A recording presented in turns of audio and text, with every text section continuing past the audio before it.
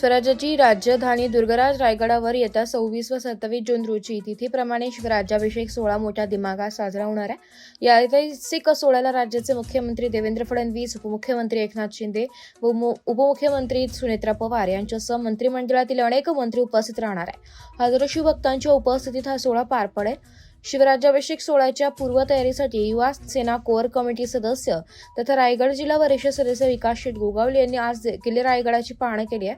पावसासाठी अधिवेशनात बसलं असल्याने शिवभक्त आमदार तथा रोजगार हमी फलोत्पादन व खारभूमी विकास मंत्री भरत शेठ गोगावले यांच्या वतीने विकास गोगावले ही पाहणी करत आहे। यावेळी प्रांताधिकारी पोपट टोमासे, डीवायएसपी शंकर काळे, तहसीलदार महेश शितोळे, गटविकास अधिकारी साळुंखे, सार्वजनिक बांधकाम व आरोग्य विभागाचे अधिकारी कर्मचारी उपस्थित होते।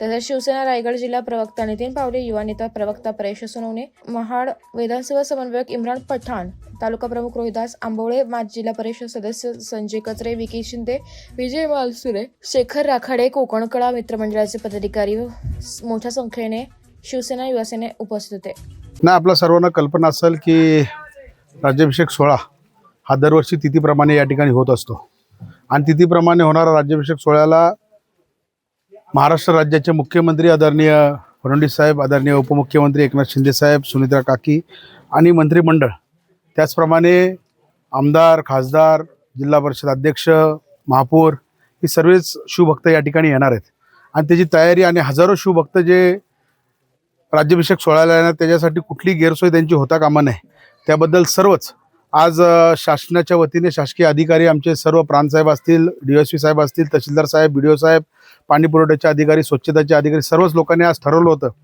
की हा नियोजित दौरा होता आमदार साहेबांचा। परंतु आज आपल्या सर्वांना माहिती असेल की महाराष्ट्राचं अधिवेशन आज या ठिकाणी सुरू झालेलं आहे आणि त्याच्यामुळं त्यांना आज या ठिकाणी येता आलं नाही। त्यांच्या वतीने आम्ही सर्वच या ठिकाणी लोकप्रतिनिधी सर्व शासकीय अधिकाऱ्यांसोबत या ठिकाणी पाहणी दौरा केला।